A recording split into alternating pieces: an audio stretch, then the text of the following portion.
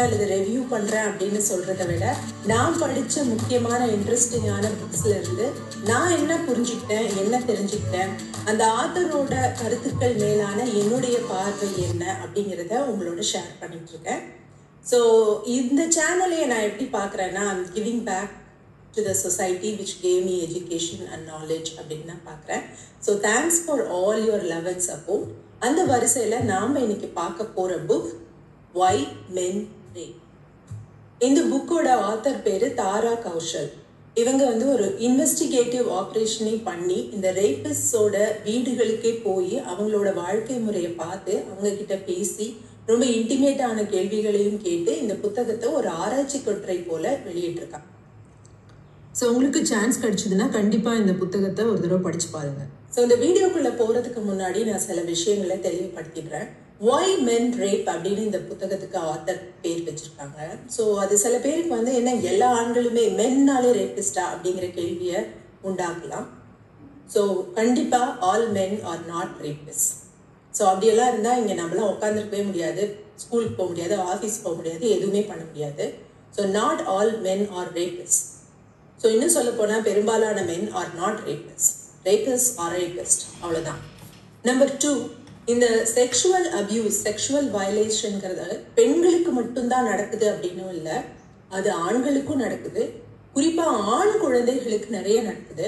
பெண்களுக்காவது இதை பற்றி நம்ம வெளியில் சமூகத்தில் பேசுறதுக்கு ஒரு சின்ன ஸ்பேஸ், ஒரு குட்டியூண்டு ஸ்பேஸ் கொடுத்துருக்கோம். ஆண்களுக்கு, ஆண் குழந்தைகளுக்கு அதையும் கொடுக்கல. ஸோ நம்ம எங்கே தப்பு பண்ணியிருக்கோம் அப்படிங்கிறதையும் நம்ம இந்த வீடியோவில் பேச போகிறோம். அடுத்த முக்கியமான விஷயம், பெண்கள் செக்ஷுவல் வயலேஷனில், செக்ஷுவல் அபியூஸில் ஈடுபடவே மாட்டாங்க அப்படின்னு இல்லை, அல்லது செக்ஷுவல் அபியூசர்ஸ்க்கு சப்போர்ட் பண்ண மாட்டாங்க அப்படின்னும் இல்லை. ஸோ பெண்கள்லேயும் ஆபத்தானவர்கள் இருக்கிறாங்க. ஆனால் உலகம் முழுவதிலும் நடந்த sexual violations, sexual terrorism, gang rapes, இந்த மாதிரியான ரொம்ப கொடூரமான செக்ஸ் ரிலேட்டட் கிரைம்ஸை எடுத்து பார்க்கும் பொழுது ஆண்களால் பெண்களுக்கு நிகழ்த்தப்பட்ட செக்ஷுவல் வயலேஷன்ஸ் தான் ஜாஸ்தி, செக்ஷுவல் கிரைம்ஸோட எண்ணிக்கை தான் ஜாஸ்தி. அப்படிங்கிறதுனால அந்த பர்டிகுலர் பிரச்சனையை இந்த புத்தகம், இந்த ஆராய்ச்சியாளர் தன்னுடைய ஒரு மைய புள்ளியாக எடுத்து ஆராய்ச்சி பண்ணி இந்த புத்தகத்தை வெளியிட்டிருக்காங்க. ஸோ இந்த செக்ஷுவல் அபியூஸ் அப்படிங்கிற இந்த செக்ஷுவல் ப்ரூட்டல் கிரைம் அப்படிங்கிற ஒரு பிஹேவியருக்கு மட்டும் இல்லை, எந்த மனிதர்களுடைய எல்லா பிஹேவியருக்குமே 2 காரணிகள் உண்டு. ஒன்று, அந்த மனிதனுக்குள்ள இருக்கிற பயாலஜிக்கல் காரணிகள், அவனுடைய மூளை செயல்படும் விதம், அவனுடைய உடலுக்குள்ள இருக்கிற ரசாயனங்களுடைய தன்மை எல்லாம், அதுதான் அந்த மைண்ட் செட்னு சொல்லுவோம். ஸோ அது மட்டுமே அவனோட மைண்ட் செட்டை நிர்ணயம் பண்றது இல்லை. 2வது அவனோட மைண்ட் செட்டை நிர்ணயம் பண்ணக்கூடிய முக்கியமான புள்ளி எதுனா சமூக புறக்காரணிகள். ஸோ சமூக கலாச்சார காரணிகள் அப்படின்னா அவனுடைய மதம் கொடுக்கக்கூடிய மெசேஜ், அவனோட மொழி, அதில் இருக்கிற இலக்கியங்கள், அவனுடைய பள்ளிக்கூடம், அந்த பள்ளிக்கூடத்தில் இருக்கிற பாடங்கள், அவன் பார்க்கக்கூடிய cinema plays an important role in Indian society. So அந்த சினிமா கொடுக்கக்கூடிய மெசேஜ், அவனை சுற்றி இருக்கக்கூடிய ஆண்கள், பெண்கள், அவனுடைய குடும்பத்தில் இருக்கக்கூடிய அவனுக்கு கிடைக்கக்கூடிய ரோல் மாடல்ஸ், இவங்க எல்லாரும் கொடுக்கக்கூடிய மெசேஜ், இது எல்லாம் சேர்ந்து தான் ஒரு குழந்தையை, ஒரு மனிதனை ஷேப் பண்ணுது. ஸோ ஒரு ஹியூமன் பிஹேவியருக்கும் இது எல்லாமே காரணம் தான். முக்கியமாக 2 அதை பிரிக்கணும் அப்படின்னு சொன்னால், ஒன்று ஜெனட்டிக்கல் ரீசன்ஸ், பயாலஜிக்கல் ரீசன்ஸ், இன்னொன்று சோஷியோ கல்ச்சுரல் ரீசன்ஸ். ஸோ இந்த புக் சோஷியோ கல்ச்சுரல் ரீசன்ஸை மட்டும்தான் அனலைஸ் பண்ணியிருக்கேன். நான் ஏற்கனவே biological reason, one of the biological reasons behind child sexual abuse. So குழந்தைகள் மேலே நடத்தப்படுகிற செக்ஷுவல் அபியூஸுக்கான பயாலஜிக்கல் ரீசன் பற்றி ஒரு வீடியோ போட்டிருக்கேன். அந்த வீடியோவை நான் டிஸ்கிரிப்ஷன் பாக்ஸில் கொடுக்குறேன். அதே மாதிரி இன்னொரு வீடியோவும் போட்டிருக்கேன். ஏன் இந்த செக்ஷுவல் அபியூஸ் விக்டிம்ஸ் உடனே அதை வெளியில் சொல்கிறதில்ல, அவங்க மூளையில், அவங்க உடலில் அது பலவிதமான மாற்றங்களை ஏற்படுத்துதுங்கிறது எல்லாருக்குமே தெரிஞ்சிருக்கும். ஆனால் அவங்களோட மூளையில் அது என்ன மாதிரியான பாதிப்பை ஏற்படுத்துது, ஏன் அவங்க வெளியில் சொல்கிறதுக்கு ரொம்ப நேரம் எடுத்துக்கிறாங்க, ஆணானாலும் பெண்ணானாலும் குழந்தைகள்னாலும் ரொம்ப நாள் எடுத்துக்கிறாங்க, பல பேர் வெளியிலேயே சொல்கிறதில்ல ஏன் அப்படிங்கிறத பற்றி, அதற்கான அறிவியல் காரணங்களை பற்றி இன்னொரு வீடியோவும் போட்டிருக்கேன். ஸோ அதோட லிங்க்கையும் நான் டிஸ்கிரிப்ஷன் பாக்ஸில் கொடுக்குறேன். ஸோ இந்த புக்கு ரேபிஸ்டோட மைண்டில் ஓடிட்டுருக்கிற சயின்டிஃபிக் ரீசன்ஸ் எதையுமே அனலைஸ் பண்ணல, சோஷியோ கல்ச்சுரல் ரீசன்ஸை மட்டும்தான் அனலைஸ் பண்ணுது. அதே மாதிரி ரேப்புங்கிறது உலகம் முழுக்கவும் இருக்கக்கூடிய ஒரு விஷயமா இருந்தாலும் இந்த பர்டிகுலர் புக் வந்து இந்திய சமூகத்தில் இருக்கக்கூடிய ரேபிஸ்டுகளை மட்டும்தான் தன்னுடைய ஆராய்ச்சிக்கான சாம்பிள்ஸாக எடுத்துட்டு இருக்காங்க. ஸோ இந்திய சமூகம் அப்படின்னு சொன்னால் இந்தியா அப்படிங்கிற நிலப்பரப்பில் மட்டும் இல்லாமல் இந்தியாவிலேருந்து வெளியில் போய் வாழக்கூடிய, இன்னமும் இந்திய கலாச்சாரத்தை கேரி பண்ணக்கூடிய, இந்திய மதங்களை பின்பற்றக்கூடிய அல்லது இந்தியாவில் இன்னும் தன்னோட ரூட்ஸை வச்சுட்ருக்கிற, இந்தியன் மூவிஸை பார்க்குற எல்லாருமே தான் அந்த இந்திய சமூகம் அப்படிங்கிற ஒரு டெஃபினேஷனுக்குள்ளே அடங்குவாங்க. ஸோ இந்த நம்ம எல்லார்கிட்டையும் இருக்கிற சமூக கலாச்சார காரணிகள் என்னென்ன, அதுதான் இந்த புக் வந்து ஆராய்ச்சி பண்ணி. ஸோ நாம் பேச போகிற இந்த வீடியோ பல கேள்விகளுக்கும் பதில் சொல்லும். குறிப்பாக 2 கேள்விகளுக்கு. ஒன்று, ஏன் திடீர்னு இந்த ஆண்களுக்கு நம்ம சமூகத்தில் பெண் கிடைக்கிறதும் திருமணம் ஆகிறதும் இவ்வளோ கஷ்டமாயிடுச்சு அப்படிங்கிற கேள்விக்கும், உலகத்தில் எல்லா இடத்துலையும் ரேப் நடந்தாலுமே கூட இந்தியாவில் நடக்கக்கூடிய, இந்தியா, ஆப்கானிஸ்தான், பாகிஸ்தான், இன்னும் சில இந்த சேஸ்டிட்டியையும் விர்ஜினிட்டியையும் குளோரிஃபை பண்ணக்கூடிய கண்ட்ரீஸில் தான் பெண்கள் சூசைட் பண்ணிட்டு செத்து போயிடுறாங்க, தங்களை தாங்களே தீ வச்சுக்கிறாங்க. இந்த கண்ட்ரீஸில் மட்டும் ஏன் இந்த மாதிரியான ஒரு எஃபெக்டை பெண்கள் மேலே இந்த ரேப் ஏற்படுத்துது அப்படிங்கிற மாதிரி முக்கியமான கேள்விகளுக்கு இந்த வீடியோவில் நம்ம பதில் சொல்ல போகிறோம். ஸோ இப்போ நம்மளோட கோல் வந்து, அந்த ரேபிஸ்ட்க்கும் ஒரு ரீசன் இருக்குங்க, இந்த சமூகம் தான் அவனை இப்படி மோல்ட் பண்ணியிருக்கு, அதனால தான் அவன் இப்படி பண்ணிட்டான், அதனால அவனுக்கும் கொஞ்சம் கருணை காட்டுங்க அப்படின்னு கேட்கறதுக்காக ஒரு முயற்சி இல்லை. ஆனால் எந்தெந்த காரணிகள்லாம் அவங்கள இதுக்கு தூண்டுது அப்படின்னு நம்ம தெரிஞ்சுக்கிட்டாதான் நாம் எங்கள் சொசைட்டியாக நம்ம எங்கே தப்பு பண்ணுறோம், அந்த எரர் எங்கே நடக்குதுன்னு நம்ம தெரிஞ்சுக்கிட்டாதான் அதை நம்ம ஃபிக்ஸ் பண்ண முடியும். ஸோ அந்த பிரச்சனையோட ரூட் காஸை நம்ம தெரிஞ்சுக்கும் பொழுது மட்டும்தான், அதை நம்ம பேசாமல் அப்படியே ஷையவே பண்ணி ஒதுங்கிட்டோம்னா அதை என்றைக்குமே நம்மளால சரி பண்ண முடியாது. ஸோ அந்த நோக்கத்தோட தான் இந்த மாதிரியான ஆராய்ச்சிகள் நடத்தப்படுது, இந்த புத்தகங்கள் வெளியிடப்படுது. இந்த வீடியோவோட நோக்கமும் அதுதான். ஸோ இந்த மாதிரியான சீரியல் ரேப்பர்ஸ், இந்த ரேப்பிசம் டெண்டன்சி இருக்கிறவங்க, ஹேபிச்சுவல் செக்ஷுவல் அஃபெண்டர்ஸ், இவங்களை கண்டிப்பாக சமூகத்தில் இருந்து நம்ம ஒதுக்கி தான் வைக்கணும். ஆனால் அவங்க எதனால இதை பண்ணியிருக்காங்க, அந்த ரூட் காஸ் என்ன அப்படிங்கிறதுக்கான ஆராய்ச்சியிலேருந்து நம்ம விலகி நிற்கக்கூடாது. அதை பண்ணும்பொழுது மட்டும்தான், இப்போ ஒருத்தருக்கு சூசைடல் தாட் வந்த உடனே அவங்க கவுன்சிலருக்கு ஃபோன் பண்ணலாம், அவங்க நம்மளுக்கு ஹெல்ப் பண்ணுவாங்க அப்படிங்கிற ஒரு அளவுக்கு நம்ம வளர்ந்துருப்போம் இல்லையா ஒரு சமூகமா. அந்த மாதிரி இந்த மாதிரியான ஒரு தாட்ஸ் வரும்பொழுது அவன் எங்கே போய் உடனே அந்த தாட்ஸை இம்ப்ளிமெண்ட் பண்ணிடாம எங்கே போய் அவன் அதுக்கான அந்த மாற்றை தேடுவான் அப்படிங்கிறதுக்கு எப்படி நாம கண்டுபிடிக்கிறது, அவன் மண்டைக்குள்ள என்ன ஓடுது அப்படின்னு தெரிஞ்சுக்கிட்டா மட்டும்தான் அதுக்கான சொல்யூஷன்ஸை நம்ம கண்டுபிடிக்க முடியும். ஸோ அதுக்கான முயற்சி தான் இந்த ஆராய்ச்சிகள் எல்லாமே.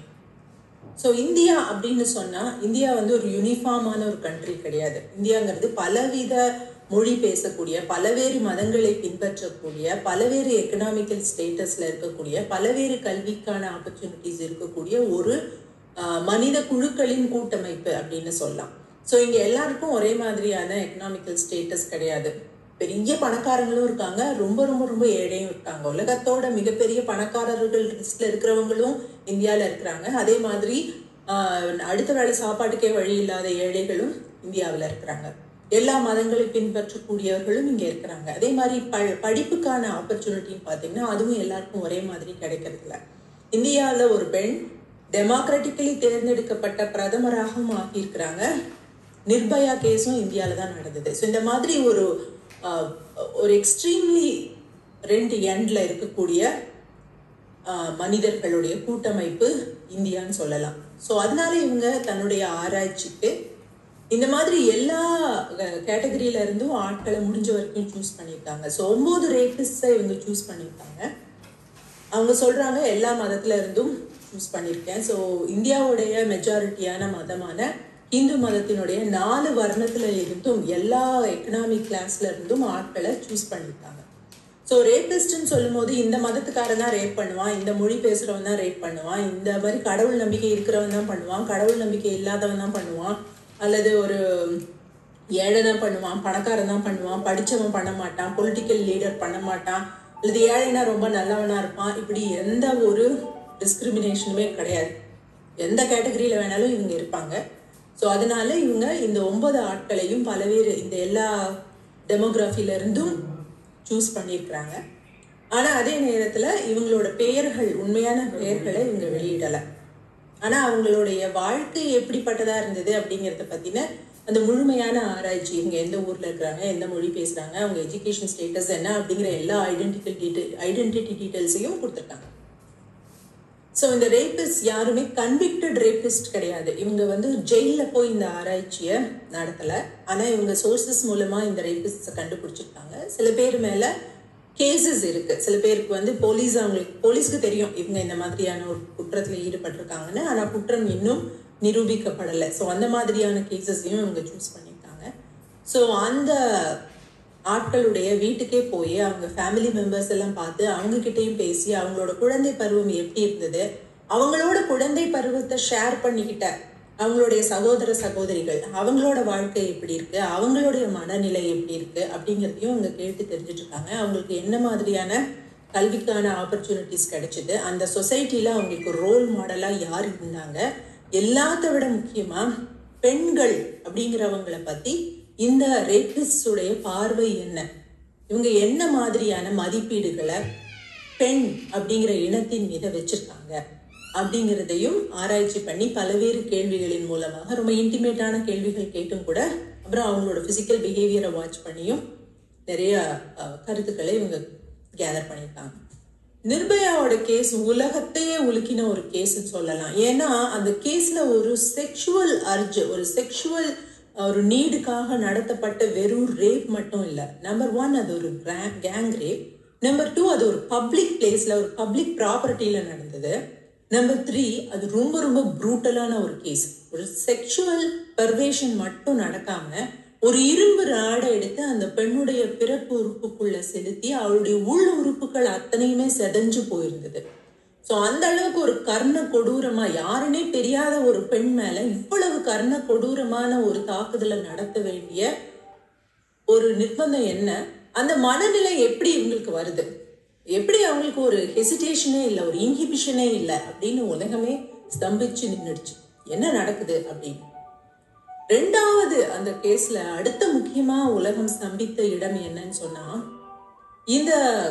இந்த மாதிரி இந்த கேஸ் நடந்ததுக்கு அப்புறம் இது பத்தி இந்த பெரிய சமூகத்தின் பெரிய மனிதர்கள் அப்படின்னு மதிக்கப்படக்கூடிய சில மனிதர்கள் வெளியிட்ட கருத்துக்கள். அந்த நேரத்துல ஆசாராம் பாபா அப்படின்னு ஒரு ஆன்மீக தலைவர் அப்படின்னு அவர் சொல்றாங்க. அவர் என்ன சொல்றாங்கன்னா, அந்த குற்றவாளி, அந்த ரேப் பண்ணவன் மட்டும் இங்க வந்து குற்றம் இழைத்தவன் இல்லை, இந்த பொண்ணு தான் குற்றவாளி. இவன் வந்து அவன் ரேப் பண்ண வரும்பொழுது அண்ணா என்ன விட்டுடுங்க அப்படின்னு கையெடுத்து கும்பிட்டு கேட்டிருந்தா அவன் விட்டுருப்பான். இவ கேட்காம இருந்ததுனால, இவ அதை தடுக்காம இருந்ததுனாலதான், அல்லது எதிர்த்து பேசினதுனாலதான் அவன் இதை பண்ணிருக்கான் அப்படின்னு ஒரு கருத்து சொல்றாரு. இன்னொருத்தர் வந்து பாபுல் கவுர் அப்படிங்கிற ஒரு பிஜேபியோட தலைவர், அவர் என்ன சொல்றாருன்னா, அந்த பெண் வந்து ஒழுங்கா உடை உடுத்தி இருந்தா இந்த கேஸ் நடந்திருக்காது, இந்த மாதிரி ஒரு இது நடந்திருக்காது, ரேப் நடந்திருக்காது அப்படின்னு அந்த பெண்ணினுடைய உடை மேலையும் அவளுடைய பாடி லாங்குவேஜ் மேலையும் இந்த பழிய போடுறாரு. ஸோ இந்த மாதிரி சமூகத்துல பெரிய மனுஷங்கன்னு சொல்லிக்கிறவங்க இந்த மாதிரியான ஒரு கருத்துக்களை சொல்றது மட்டும் இல்ல, நம்மளை சுத்தி இருக்கிற நிறைய பேருமே இந்த கருத்தை சொல்லுவாங்க. ஒரு பெண் நல்லா உடை உடுத்திருந்தா இந்த மாதிரிலாம் நடந்திருக்காது அப்படின்னு. ஒரு பெண்ணோ ஆணோ குழந்தையோ எந்த உடை உடுத்தி இருக்கிறவங்களுமே இந்த மாதிரியான அபியூஸுக்கு ஆளாயிருக்கிறாங்க. இன்ஃபேக்ட் என்னென்ன மாதிரியான உடைகளை இந்த ரேப் விக்டிம்ஸ் அணிஞ்சிருந்தாங்க அப்படிங்கிறத கலெக்ட் பண்ணி ஒரு மியூசியமே வச்சிருக்காங்க. ஸோ அந்த மியூசியம்ல இருந்த உடைகளுடைய போட்டோஸை தான் நீங்க இப்ப பாக்குறீங்க. ஸோ ஒரு குழந்தையோ, ஒரு ஆண் குழந்தையோ, ஒரு பெண்ணோ அணிஞ்சிருந்த உடைக்கும் ரேப்புக்கும் எந்த ஒரு சம்பந்தமும் கிடையாது. அது ரேப்புங்கிறது ரேபிஸ்டோட மைண்ட்ல இருக்கு. இது மாதிரி இல்லாம நம்ம வந்து அந்த விக்டிம் மேலேயே ஒரு பழிய போடுறதுனால என்ன நடக்குது அப்படின்னு கேட்டீங்கன்னா, நீ என்ன ட்ரெஸ் போட்டிருந்த, நீ ஏன் அப்பயே சொல்லல, அன்னைக்கே அவன் சொல்லியிருக்க வேண்டியதானே, ரேப் முடிஞ்ச உடனே முடிச்சிட்டீங்களான்னா நான் போலீஸ் ஸ்டேஷனுக்கு போறேன் அப்படின்னு சொல்லி எழுந்து வந்திருக்க வேண்டியதானே. இந்த மாதிரியான அபத்தமான கேள்விகளை நம்ம அவங்க கிட்ட கேட்கும் பொழுது, விக்டிம்ஸ் கிட்ட கேட்கும் பொழுது நம்ம என்ன பண்றோம் அப்படின்னா, அந்த ரேபிஸ்ட எம்போல்டன் பண்றோம். அவனுக்கு ஒரு தைரியம் வருது, நம்ம என்ன வேணா பண்ணலாம், நம்மளுக்காக சப்போர்ட் பண்ணி பேசுறதுக்கு, அந்த விக்டிமையே பிளேம் பண்றதுக்கு, இப்படி ஒரு ரேப் நடந்தா அதுக்கு பெண் தான், அந்த ரேப் செய்யப்பட்டவங்க தான் அதுல தப்பு அப்படின்னு சொல்லி நம்மள சப்போர்ட் பண்றதுக்கு ஒரு சமூகம் வரும். ஆம்பளைனா அப்படிதான் இருப்பான், அதனால இப்ப என்ன நீதான் உன்னை பாத்துக்கணும் அப்படின்னு சொல்லி நம்மளை காப்பாத்துறதுக்கு ஒரு சமூகம் வரும் அப்படின்ற ஒரு தைரியத்தை நம்ம அவனுக்கு கொடுக்குறோம். ஒவ்வொரு தடவை அந்த விக்டிமை பார்த்து நம்ம கேள்வி கேட்கும் பொழுதும் அந்த கேள்வி விக்டிமோட காதுல மட்டும் விழறது இல்ல, ரேபிஸ்டோட காதுலயும் விழுது. அவனுக்கும் நம்ம ஒரு மெசேஜை கொடுக்குறோம். அதை நம்ம முதல்ல ஞாபகத்துல வச்சுக்கணும். ஸோ ஒவ்வொரு தடவையும் அவன் காதுல என்னன்னு கேட்கும்னா, ஆம்பளைன்னா அப்படிதான் இருப்பான் அப்படின்னு சொல்லி என்னுடைய ஒரு செயலை ஒரு ஹீரோயிசமா பார்க்கக்கூடிய மனிதர்களும் இங்க இருக்கிறாங்க. அவங்க நம்மளுக்கு சப்போர்ட்டுக்கு வருவாங்க. ஆண்கள் மட்டுமில்ல, பெண்களும் அதுல இன்வால்வ் ஆயிருக்கிறாங்க. அதனால நான் என்ன வேணாலும் பண்ணலாம் அப்படிங்கிற ஒரு மனப்பான்மை அவங்களுக்கு வரும். அடுத்தது இந்த துணி போட்டிருந்தாங்க அப்படின்னு சொல்றதே, துணிங்கிறதே ஒரு இண்டஸ்ட்ரியல் ரெவல்யூஷனுக்கு அப்புறம் தான் எல்லா மனிதர்களாலையும் அஃபோர்டு பண்ணக்கூடிய ஒரு விஷயமா ஆயிருக்கு. இந்த பாலியஸ்டர்லாம் கண்டுபிடிக்கப்பட்டதுக்கு அப்புறம் தான் சீப்பர் துணி ஆயிருக்கு, எல்லாரும் போட முடியுது. அந்த காலத்து போட்டோஸ் எல்லாம் எடுத்து பார்த்தீங்கன்னா ரொம்ப பெரிய பணக்காரங்க தான் முழுமையா உடையெல்லாம் உடுத்திருப்பாங்க. ஸோ ஏழை மக்கள், உழைக்கும் மக்கள், விவசாய மக்கள், கூலி வேலை பார்க்கக்கூடிய மக்களுக்கு உடை வாங்கக்கூடிய வாய்ப்பெல்லாம் இருந்ததே இல்லை. ஏன் நானே என்னை வளர்த்த ஒரு பாட்டி தாத்தாவே, அந்த பாட்டி எப்போதுமே ஜாக்கெட் போட்டிருக்க மாட்டாங்க. தாத்தா எப்போதுமே கோவணத்தோட தான் இருப்பார். இது எங்க கிராமத்திலே இருந்த ஒரு முக்கியமான வழக்கம் தான். இதை பார்த்து யாரும் அதிர்ச்சி அடைஞ்சதில்லை. எல்லாத்துக்கும் மேல அந்த பாட்டிக்கிட்ட நான் பல தடவை கேட்டிருக்கேன், ஏன் இந்த மாதிரி நீங்க ஏன் ஜாக்கெட் போடுறதில்ல அப்படின்னு கேட்கும்பொழுது அந்த காலத்துல என்ன சொல்லிட்டு இருந்தாங்கன்னா, ஜாக்கெட் போட்ட பெண்களை சட்சியம் பண்ணக்கூடிய ஒரு சமூகமாகவும் இந்த சமூகம் ஒரு காலகட்டத்துல இருந்திருக்கு. ஸோ ஜாக்கெட்டே போடக்கூடாது இந்த ஜாதி பெண்கள் அப்படின்னு தடை பண்ணப்பட்ட பிரச்சனை ஒண்ணு. அந்த பிரச்சனையை பத்தி நான் பேசல. ஆனா ஜாக்கெட் போட்ட பெண்களை இவங்க ஒரு மேனாமினிக்கள் அப்படின்ற மாதிரியான வார்த்தைகளை சொல்லி சட்சியம் பண்ணக்கூடிய சமூகமாகவும் இங்க இருந்திருக்கு. ஸோ ஒரு பெண் என்ன உடை அணிந்திருக்கா அப்படிங்கிறது அவளுக்கு முக்கியம் இல்லை.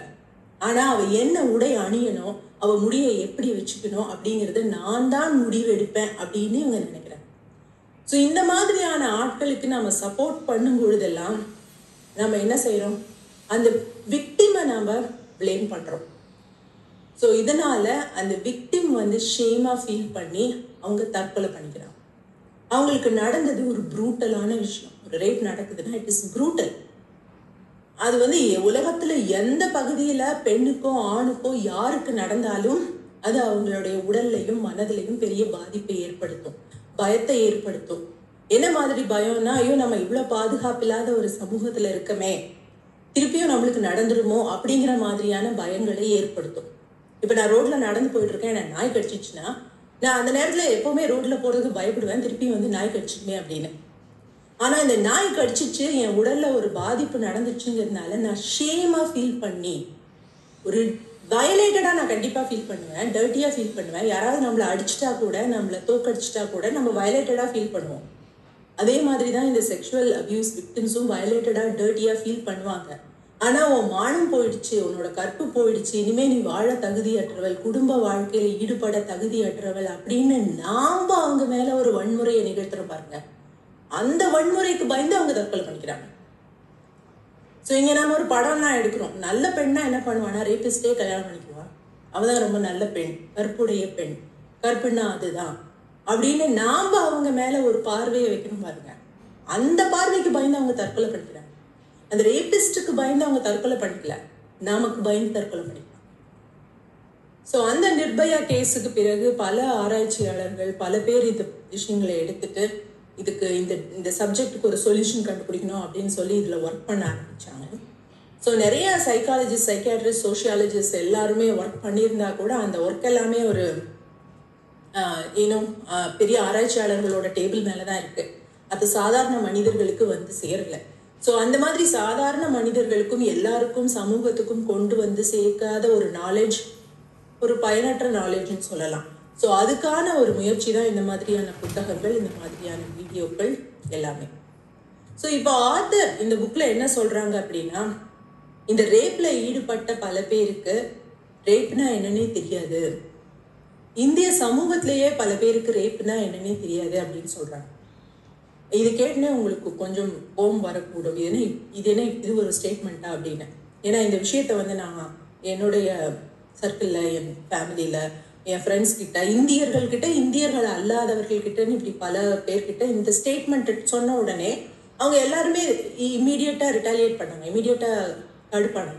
என்னது தெரியாமல் பண்ணுறாங்களா, எல்லாம் தெரிஞ்சுதான் பண்ணுறாங்க, என்ன சொல்கிற அப்படின்னு. ஆனால் உண்மை என்னன்னா, ரேப் அப்படிங்கிற விஷயத்துக்கு சட்டம் கொடுக்கக்கூடிய டெஃபினிஷனும், சமூகம் கொடுக்கக்கூடிய டெஃபினிஷனும், மதம் கொடுக்கக்கூடிய டெஃபினிஷனும் எல்லாமே வேறையா இருக்கு. இப்போ ஒரு காலத்துக்கு முன்னாடி வரைக்கும் இங்க சைல்டு, சின்ன குழந்தைங்கள பெரிய ஆளுங்க கல்யாணம் பண்ணிக்கிறது, கல்யாணத்துக்கு அப்புறம் அவங்க கல்யாண உறவுல ஈடுபடுறது அப்படிங்கிறது ஒரு ரேப் குற்றமா கருதப்பட்டதே இல்லை. எல்லா மத புத்தகங்களையும் இந்தியாவினுடைய பிரைமரியான எல்லா மத புத்தகங்களையும், இந்தியாவுக்கு வெளியில இருக்கக்கூடிய மதங்களினுடைய புத்தகங்களையும் எல்லாத்துலேயும் சின்ன குழந்தைகளை பெரிய மனிதர்கள் மலர்ந்து கொண்ட கதைகள் இருக்குது. அதை மதங்கள் அங்கீகரிச்சிருக்குது. அந்த மத புத்தகங்கள் இதை படிக்கிறவங்களோட மனதுல ஒரு தாக்கத்தை ஏற்படுத்தோ இல்லையோ, இந்த ரேபிஸ்ட் அதையெல்லாம் எடுத்துக்கிட்டு உதாரணமா பேசுறாங்க. நம்ம கடவுளே பண்ணியிருக்காங்களே, இந்த பெரிய ஒரு ப்ராஃபட்டே பண்ணியிருக்காருன்னு நம்ம மத புத்தகமே சொல்லுதே அப்படின்னு அதை அவங்க ஒரு சப்போர்ட்டிங் ஸ்டேட்மெண்ட்டா யூஸ் பண்ணிக்கிறாங்க. ஸோ இன்னைக்கு நாம திடீர்னு சட்டத்தை மாத்திட்டோம். ஒரு குழந்தைய 18 வயசுக்கு கீழே இருக்கிற ஒரு குழந்தைய கல்யாணம் பண்ணி வச்சு அங்க ஒரு ரிலேஷன்ஷிப் இருந்ததுன்னா அதுவும் ரேப் தான், சைல்டு ரேப் தான் அப்படின்னு சட்டத்தை மாத்திட்டோம். ஆனா மதமும் சமூகமும் அதை இன்னும் ஏத்துக்கல. ஸோ அடுத்த ஒரு பெரிய குழப்பம் பார்த்தீங்கன்னா மேரிட்டல் ரேப்ல இருக்கு. ஸோ கல்யாணத்துக்கு பிறகும் கூட ஒரு பெண் நோ சொன்னா நோ தான், மேரிட்டல் சிஸ்டம்லயும் நீங்க ரேப் பண்ண முடியாது அப்படின்னு சட்டம் சொல்லுது. ஆனா நிறைய குடும்பங்கள்ல ஜாதி பார்த்து, எக்கனாமிக்கல் ஸ்டேட்டஸ் பார்த்து நிறைய அப்பா அம்மாங்க சூசைட் பண்ணிக்குவேன்னு சொல்லி மிரட்டி ஒரு பொண்ணை இன்னொரு பையனுக்கு கல்யாணம் பண்ணி கொடுத்துட்றாங்க. அது மட்டும் இல்லாம அதுக்கப்புறமா அவங்க மிரட்டிட்டு இருப்பாங்க, நீ அந்த பையனோட ஒழுங்கா வாழ்ந்து உடனே நீ ஒரு குழந்தைய பெற்றுக்கலன்னா நாங்க சூசைட் பண்ணிக்குவோம், இது அவங்க கிட்ட சொல்லிட்டேன்னா நாங்க சூசைட் பண்ணிக்குவோம் அப்படின்னு. இப்போ அந்த பையன் அந்த பொண்ணோட ஒரு ரிலேஷன்ஷிப் வச்சுக்கிட்டா இது யாரு இந்த ரேப்பு காரணம்?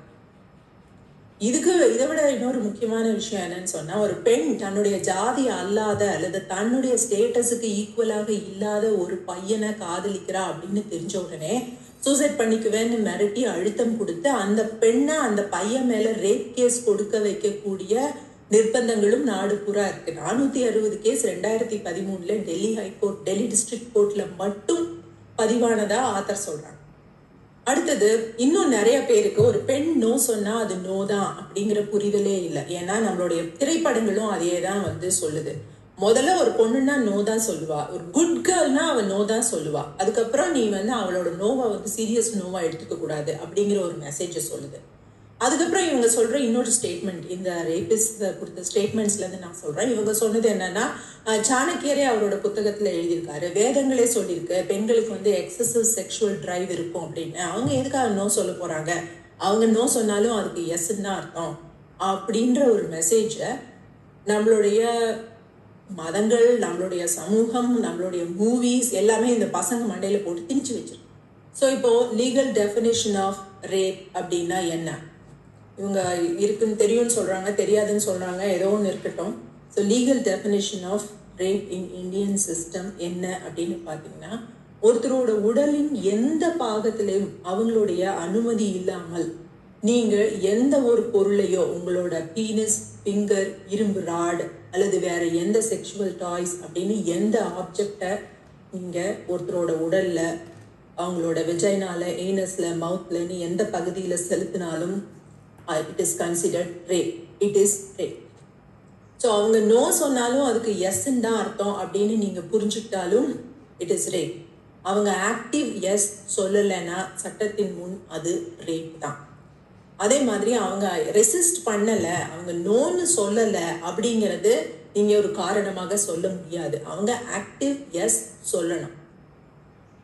ஸோ அவங்க நோ சொல்லல, எதிர்ப்பு தெரிவிக்கலைங்கிறதுனால அது எஸ் ஆயிடாது. அதே மாதிரி ஒருத்தர் இன்டாக்சிகேட்டடான நிலையில இருக்கும் பொழுது, ஆல்கஹால் அருந்திருக்கும் பொழுது அல்லது வேற ஒரு மருந்து எடுத்திருக்கும் பொழுது, அவங்க அனஸ்தீஷியா எடுத்திருக்கும் பொழுது அவங்க எஸ் சொன்னாலும் அது எஸ் இல்லை. பிகாஸ் அவங்களுக்கு நீங்க சொல்ற விஷயங்களை புரிஞ்சுக்கக்கூடிய நிலைமையில இருக்க மாட்டாங்க. ஸோ அந்த நிலைமையில இருக்கிற யாரோடும் உறவு கொள்வது ரேப்.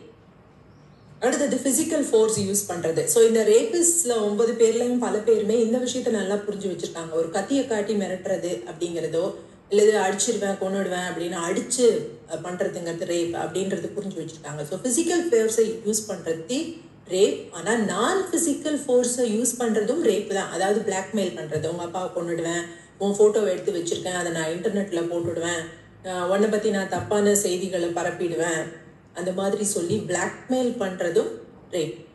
பிளாக்மெயில் பண்ணி எஸ் வாங்குறதும் ரேப். அடுத்தது அபியூசிங் அத்தாரிட்டி. உன்னை வேலையை விட்டு தூக்கிடுவேன், உன்னை இந்த இடத்துல இருந்து நான் காலி பண்ணிடுவேன், உனக்கு இந்த வாய்ப்பை தரமாட்டேன், உன்னை வாழ விட மாட்டேன், நீ இந்த ஊர்ல எப்படி இருந்துடுறேன்னு நான் பாக்குறேன், அப்படி உன் குடும்பத்தையே நான் தூக்கிடுவேன், உனக்கு எதுவுமே இல்லாம பண்ணிடுவேன், இப்படி எல்லாம் சொல்லி த்ரெட்டு கொடுத்து அந்த பவரை யூஸ் பண்றது, பணத்தை யூஸ் பண்றது, அதுவும் பொய் சொல்றது, உன்னை கல்யாணம் பண்ணிக்கிறேன்னு சொல்லி ஏமாத்துறது, நான் நீங்க யார் இல்லையோ வேற ஒரு ஆள் மாதிரி நீங்க நடிக்கிறது, உங்களோட சோஷியல் ஸ்டேட்டஸை உங்களோட வேலையை பத்தி மாத்தி சொல்லி ஒருத்தர் வந்து அந்த பெண் கிட்ட சம்மதம் வாங்கி அதுக்கப்புறம் அந்த பெண்ணுக்கு அல்லது தெரிய வந்தா அந்த குழந்தைக்கோ தெரிய வந்தா அது ரேப். ஒரு குழந்தையினுடைய 16 வயதுக்கு குறைந்த ஒரு குழந்தை கன்சென்ட் கொடுக்கவே முடியாது. அந்த குழந்தை அதை என்ஜாய் பண்ண, அவ நோ சொல்லல, அவளுக்கும் அது பிடிச்சிருந்தது அப்படிங்கிறதுலாம் ஒரு ரீசனே கிடையாது. ஒரு குழந்தையினோட நீங்க உறவு வச்சுக்கிட்டா அது ரேப். ஸோ அதுக்கப்புறம் 2019 வரைக்கும் இந்திய நீதிமன்றங்கள் என்ன சொல்லிட்டு இருந்ததுன்னா, நான் வந்து 2 பேரும் சம்மதத்தோட ஒருத்தர் உறவு வச்சுக்கிட்டு அதுக்கப்புறம் அந்த ஆண் வந்து கல்யாணம் பண்ணிக்க மாட்டேன் அப்படின்னு டினை பண்ணா அது ரேப் அப்படின்னு. ஆனா 2019 நீதிமன்றம் தன்னுடைய நிலைப்பாட்டை மாத்திச்சு. ஸோ 2 பேரும் கன்சென்சுவலா நீங்க ரிலேஷன்ஷிப்ல இருந்துட்டு அதுக்கப்புறம் அந்த ஆண் வந்து எனக்கு ஒன்று பிடிக்கல, இனிமேல்ட்டு நான் உன்னை கல்யாணம் பண்ணிக்க மாட்டேன்னு சொன்னா அது ரேப் இல்லை அப்படின்னு நீதிமன்றம் சொல்லுது. அது மட்டும் இல்லாம லிவ் இன் ரிலேஷன்ஷிப்ஸ், கல்யாணம் அப்படின்னு சொன்னா தாலி கட்டின அந்த நிமிஷத்துல இருந்தே, அதாவது சட்டப்படியாக நீங்க கணவன் அல்லது மனைவியான அந்த நிமிஷத்துல இருந்தே நீங்க கணவன் அல்லது மனைவி. ஆனா லிவ் இன் ரிலேஷன்ஷிப் அப்படின்னு சொன்னா நீங்க 7 வருஷங்கள் ஒருத்தரோட சேர்ந்து வாழ்ந்ததுக்கான ப்ரூஃபை கொடுத்தா மட்டும்தான் அது லீகலா சட்டம் அங்கீகரிக்கக்கூடிய ஒரு ரிலேஷன்ஷிப்பாக மாறும். நீங்க 1 மாசம் ஒருத்தரோட இருந்துட்டீங்க, 1 வாரம் ஒருத்தரோட இருந்துட்டீங்க, நான் 1 வருஷம் இருந்தேன், அதெல்லாம் லிவ் இன் ரிலேஷன்ஷிப், அதுக்கு சட்ட பாதுகாப்பு கிடையாது. அடுத்தது பப்ளிக் பிளேஸ்ல, பஸ்ல, சினிமா தியேட்டர்ல, ஸ்கூல்ல, ஆபீஸ்ல, எந்த இடத்துலையும் நீங்க அந்த அடுத்த மனிதனுடைய அல்லது பெண்ணுடைய அல்லது குழந்தையினுடைய ஒரு ஆண் குழந்தையினுடைய பிரைவேட் உறுப்புகளை நீங்க தொடுவதோ அல்லது உங்க உறுப்புகளை அவங்க மேல உரசர மாதிரி பண்ணுவதோ is considered sexual abuse and rape. அதுவும் ரேப் சட்டத்துக்கு கீழே தான் வரும். இதெல்லாமே ரேப் தான். ஸோ அடுத்தது இந்த புத்தகத்துடைய மைய பகுதியான இவங்களோட இன்வெஸ்டிகேட்டிவ் ஜேர்னலிசம் இதுக்குள்ள போகும்பொழுது இவங்க 9 கேஸை ஆராய்ச்சி பண்ணியிருக்காங்க அப்படின்னு சொன்னோம் இல்லையா. அதில் ஆங்க்ரி யங் மேன் அப்படின்னு 4 கேசஸை வந்து கேட்டகரைஸ் பண்ணியிருக்காங்க. ஸோ இந்த கேசஸ் எல்லாத்துக்கும் இவங்க கொடுத்துருக்கிற பேரு திப்பு ராஜா, 18 வயசு, மத்திய பிரதேஷ் உத்தரப்பிரதேஷ் பார்டர்ல அவங்களோட வீடு. அப்பாஸ் 36 வயசு, நியூ டெல்லி. பாஸ்கர் 34 வயசு, ஜம்மு காஷ்மீர்ல இருக்கிற ஒரு கிராமம். சேட்டன் 31 வயசு, மும்பை. ஸோ இந்த 4 பேருக்கும் என்ன ஒற்றுமைன்னு பார்த்தீங்கன்னா இவங்க எல்லாருமே ரொம்ப ரொம்ப ரொம்ப புவர் பேக்ரவுண்ட்ல இருந்து வந்தவங்க. அதோட முக்கியமான ஒற்றுமை, இந்த எல்லா குடும்பங்கள்லையுமே இவங்க அப்பா அம்மாவை போட்டு அடிக்கிறத இவங்க பார்த்து வளர்ந்தவங்க. ஸோ அந்த ஜெண்டர் டிமார்கேஷன், ஒரு ஆம்பளைனா அடிக்கலாம், பொம்பளைனா அடி வாங்கிக்கணும் அப்படிங்கிற மாதிரியான ப்ராக்டிஸ் இவங்க வீடுகளில் இருந்திருக்கு. ஆம்பளைனா வந்து ஆம்பளைக்கு வேலை செய்ய தான் பெண்கள் பிறந்திருக்காங்க அப்படிங்கிற ஒரு மைண்ட் செட்டும் இந்த வீடுகளில் இருந்திருக்கு. ஒரு பெண் கேள்வி கேட்கக்கூடாது. ஒரு ஆண் வந்து குடிச்சிட்டு வந்தாலும், இவங்க எல்லாரோட அப்பாவுமே ஆல்கஹாலிக்ஸ், குடிச்சிட்டு வந்தாலும் போட்டு அடித்தாலும் அவருக்கு வேற பல தொடர்புகள் இருந்தாலும் அவர் எந்த ஒரு வேலைக்குமே போகாம இருந்தாலும் அவர் ஒரு நல்ல பெண் அப்படின்னா எப்படிப்பட்ட புருஷனா இருந்தாலும் அப்படியே ஏத்துப்பா, அவனை லவ் பண்ணுவா, அவனை மட்டும்தான் சாகர வரைக்கும் லவ் பண்ணுவா, கல்லானாலும் கணவன் புல்லானாலும் புருஷன் அப்படின்னு வாழ்வா அப்படிங்கிற ரோல் மாடல் தான் இவங்க ஃபேமிலியில இருந்து கிடைச்சிருக்கு. இவங்க யாருக்குமே வந்து ஒரு ஸ்கூல் எஜுகேஷன் கிடைக்கல. இவங்க போன ஸ்கூல்ஸ்லயும் ஒரு ஒழுங்கான எஜுகேஷன் கிடைக்கல, ஒரு ஒழுங்கான சிஸ்டம் அங்கே இல்லை, அங்கே ஒரு ரோல் மாடலே இல்லை. ஸோ இவங்களோட ரோல் மாடல்ங்கிறதே இவங்களோட குடிகார அப்பா, பசங்களை பற்றி கவலைப்படாத டீச்சர்ஸ், அப்புறம் நம்மளுடைய இந்திய சினிமா. இந்த 4 ஃபேமிலியிலையுமே அப்பா வந்து மனைவியை மட்டும் இல்லை குழந்தைங்களையும் போட்டு அடிப்பாரு. எப்போ வேணுமா அடிப்பாருன்னு சொன்னோடனே நீங்கள் என்ன நினச்சிக்கணும்னு, எங்கள் அப்பா கூட தாங்க என்ன அடிச்சிருக்காரு, படிக்கலன்னு ஒரு வாட்டி அடிச்சிட்டாரு, பொய் சொல்லணும்னு ஒரு வாட்டி அடிச்சிட்டாரு, திருடிட்டேன்னு ஒரு வாட்டி அடிச்சிட்டாரு, அதெல்லாம் நீங்கள் கால்குலேட் பண்ணிக்கூடாது. இந்த அப்பா வந்து குடிச்சிட்டு வருவார், எப்போல்லாம் அவருக்கு ஆத்திரம் வருதோ போட்டு அடிப்பார். ஸோ அந்த மாதிரியான மனநிலையில் வளரக்கூடிய குழந்தைகள் அவங்களுக்கு தெரிஞ்ச லாங்குவேஜே இந்த அடி தான். அவங்களுக்கு வேற, நம்ம லவ் லாங்குவேஜை பற்றி ஒரு வீடியோ போட்டோம். அந்த லவ் லாங்குவேஜ்னா அவங்களுக்கு எதுவுமே தெரியாது. அவங்களுக்கு தெரிஞ்ச லாங்குவேஜே அடி, வயலன்ஸ். ஸோ அவங்கள பொறுத்த வரைக்கும் பெரும்பாலான இந்திய சமூகங்களில், இந்த குழந்தைங்களோட குடும்பத்தில் மட்டும் இல்லை, எல்லா சமூகங்கள்லையும் பார்த்தீங்கன்னா ஒரு கணவன் மனைவி குழந்தைகளுக்கு முன்னாடி அன்பை பரிமாறிக்கிறது குற்றம். ஸோ பப்ளிக் பிளேஸில் ஒரு கணவன் மனைவி, PDAன்னு சொல்லுவாங்க, பப்ளிக் டிஸ்பிளே ஆஃப் அஃபெக்ஷன், சமூகத்தினுடைய பார்வையில் அங்கே சுற்றி இருக்கிறவங்களால குற்றமாக பார்க்கப்படுது. நீ குழந்தைங்களுக்கு எடுத்துருவ அப்படின்னு சொல்லி சண்டை போவாங்க. ஆனால் அதே கணவன் மனைவி போட்டு அடிச்சுக்கிறாங்க, திட்டிக்கிறாங்க, சண்டை போட்டுக்கிறாங்க அப்படின்னா அது குற்றமாக பார்க்கப்படுறதில்ல. மிஞ்சி போனால் என்ன சொல்லுவாங்கன்னா, ஐயோ பொம்பளை போய் அடிக்கிறதெல்லாம் உன் வீட்டில் வச்சுக்கோ அப்படின்னு சொல்லுவாங்க. அடிக்காத என் குழந்தைங்களாம் பார்த்து கெட்டு போயிடுவாங்க அப்படின்னு சொல்ல மாட்டாங்க. அதெல்லாம் உன் வீட்டில் வச்சுக்கோ, வீட்டில் போய் அடிச்சுக்கோ அப்படின்னு சொல்லுவாங்க. இதுதான் நம்மளுடைய சமூகத்தின் நிதர்சனமான மனநிலை. ஸோ இந்த மாதிரியான அபியூஸுக்கு ஆளாகக்கூடிய குழந்தைகளுக்கு ஆன்சைட்டியும் பதட்டமும் அந்த எமோஷனல் ஒரு டென்ட்டும் தானாகவே இருக்கும்.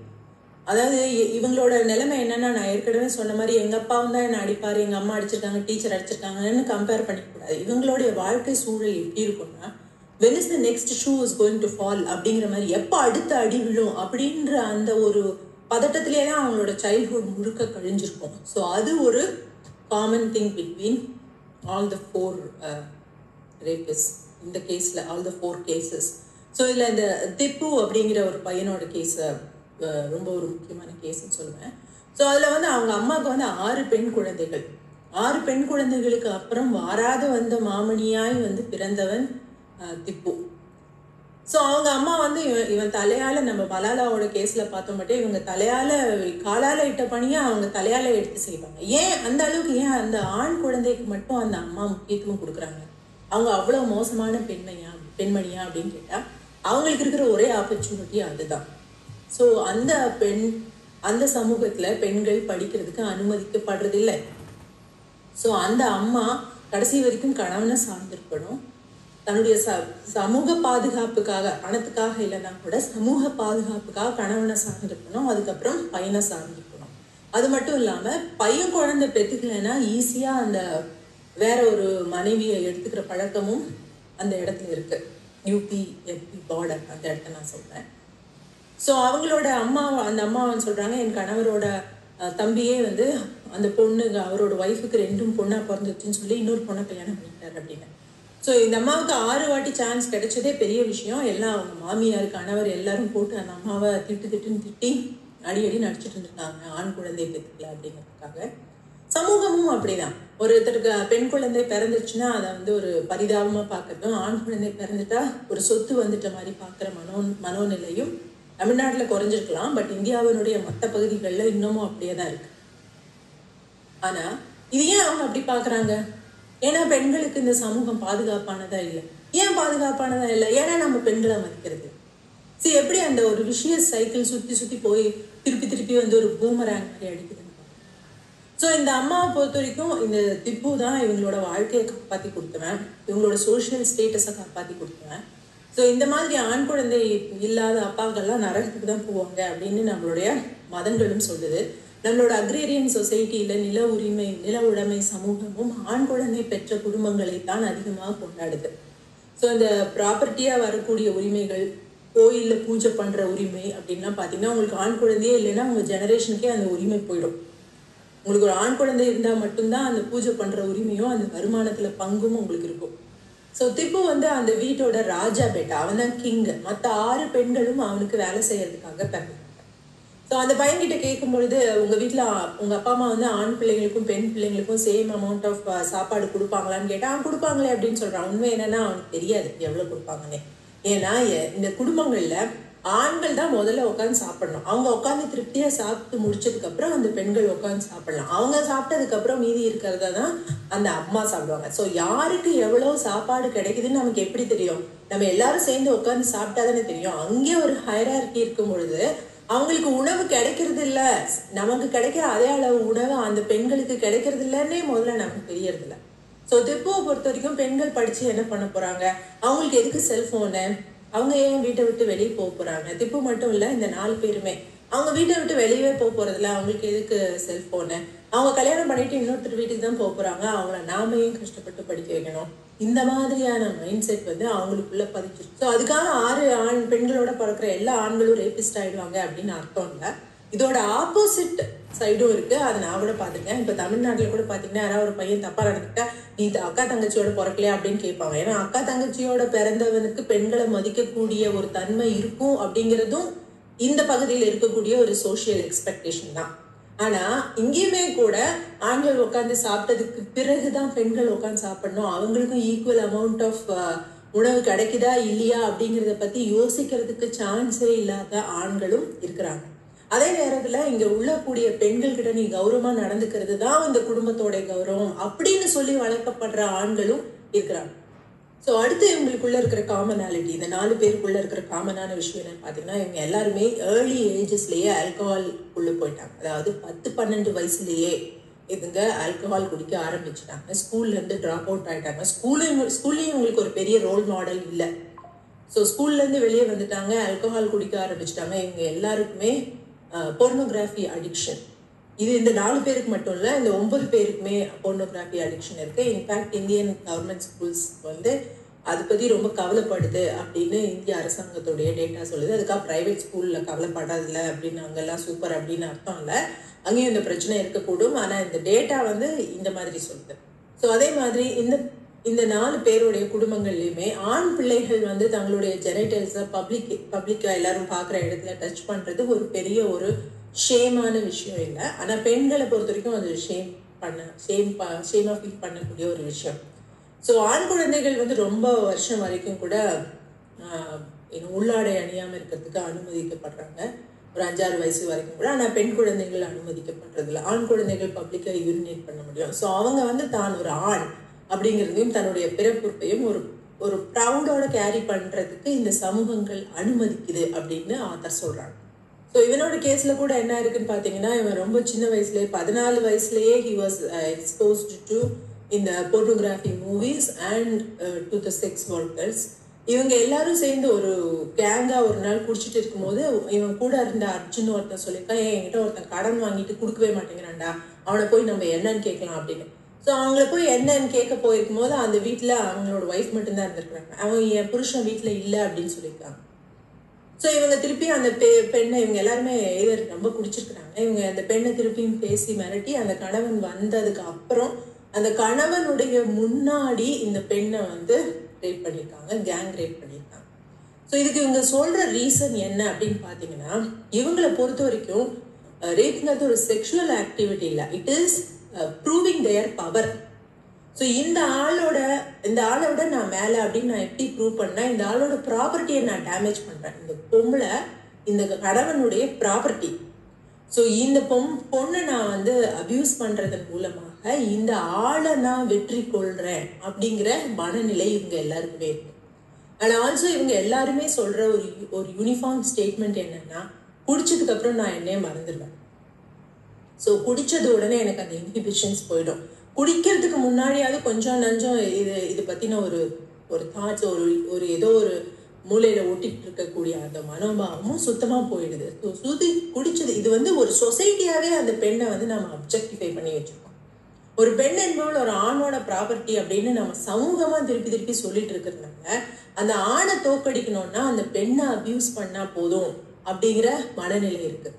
இதுவே தான் பல போர்க்களங்கள்லேயும் நடக்குது. ஸோ இலங்கையில் போர் முடிஞ்ச போது கூட நம்ம அதுதான் பார்த்தோம். ஸோ அந்த பெண் அந்த சமூகத்தினுடைய ப்ராப்பர்ட்டி, அவளை செக்ஷுவலாக அபியூஸ் பண்ணுறது மூலமாக நான் அவங்களெல்லாம் வெற்றி கொண்டுட்டேன் அப்படின்ற ஒரு மனநிலை இந்த ஆண்களுக்கு இருக்கு. ஏன் இருக்கு அப்படின்னா, இவங்க தன் சமூக பெண்களையே ஒரு ப்ராப்பர்ட்டியாக தான் பார்க்குறாங்க, ஒரு ஆப்ஜெக்டாக தான் பார்க்குறாங்க.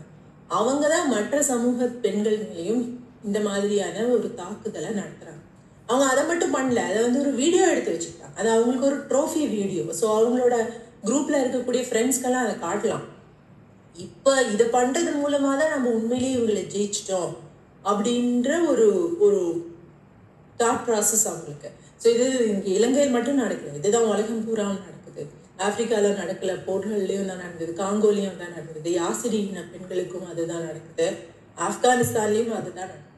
ஸோ இந்த ஆண்கள் எல்லாருக்குமே, இந்த ரேப் கேஸில் ஈடுபட்ட ஆண்கள் எல்லாருக்குமே இன்னொரு காமனான விஷயம் என்னன்னா, ஒரு பிளேட்டானிக் ரிலேஷன்ஷிப், ஒரு நான் செக்ஷுவல் ரிலேஷன்ஷிப் ஒரு ஆணுக்கும் பெண்ணுக்கும் இருக்க முடியும் அப்படிங்கிறதே இவங்களால கன்சீவ் பண்ண முடியல.